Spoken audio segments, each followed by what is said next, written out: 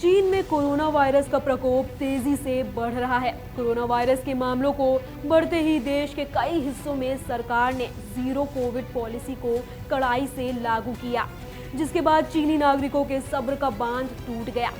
काफी समय से लॉकडाउन और कोविड प्रतिबंधों को झेल रहे नागरिकों ने अब शी जिनपिंग सरकार के खिलाफ झंडा उठा लिया है। देश के तमाम हिस्सों में विरोध प्रदर्शन की आग फैल गई है। हालात भी बेकाबू होते दिख रही है।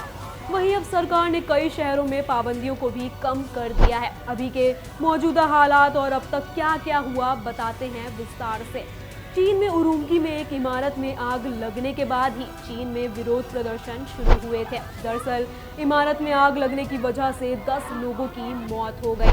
नागरिकों ने आरोप लगाया कि लॉकडाउन के कारण इमारत में फंसे लोगों को आपातकालीन सेवाओं का लाभ समय पर नहीं मिला और उसी वजह से इतने लोगों की मौत हो गई। उरुमकी में हुए इस हादसे के बाद लोगों में आक्रोश तेजी से बढ़ गया। यहीं से देश के तमाम हिस्सों में विरोध प्रदर्शन की आग फैली। शुक्रवार रात से ही कई जगह विरोध प्रदर्शन शुरू हुए और हालात बेकाबू होते चले गए। शंघाई से लेकर बीजिंग तक लोग सड़कों पर आ गए और एंटी लॉकडाउन रैलियों का आयोजन हुआ। चीन में विरोध प्रदर्शन की आग इतनी ज्यादा बढ़ गई कि कई जगह हिंसा की खबरें भी आई। चीन में मौसम का तापमान जरूर नीचे जा रहा है, लेकिन लोगों का गुस्सा अब उबाल बन चुका है। शंघाई में शनिवार और रविवार की दरमियानी रात कई जगह प्रदर्शनकारियों को पुलिस के बीच हाथापाई देखने को मिली। पुलिस ने सैकड़ों लोगों को हिरासत में भी लिया। चीन में विरोध प्रदर्शन को दिखाते कई वीडियो भी लगातार सोशल मीडिया पर वायरल हो रहे हैं।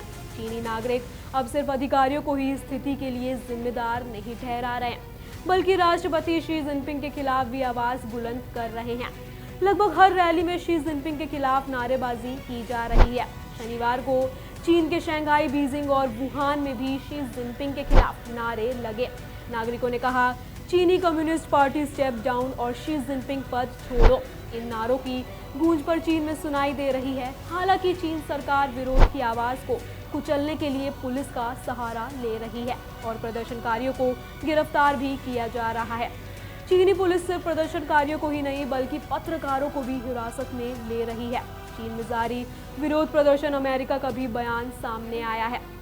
व्हाइट हाउस ने कहा, लोगों को शांतिपूर्ण प्रदर्शन करने का अधिकार है, फिर वो दुनिया के किसी भी कोने में हो या अमेरिका में हो। अब चीन में जीरो कोविड पॉलिसी काम करने की संभावनाएं कम हैं। उल्लेखनीय है कि शंघाई और बीजिंग में मंगलवार सुबह भी पुलिस गश्त करती नजर आ रही थी। दरअसल कुछ ग्रुप्स ने टेलीग्राम के माध्यम से लोगों को दोबारा इकट्ठा होने के लिए संदेश भेजा है।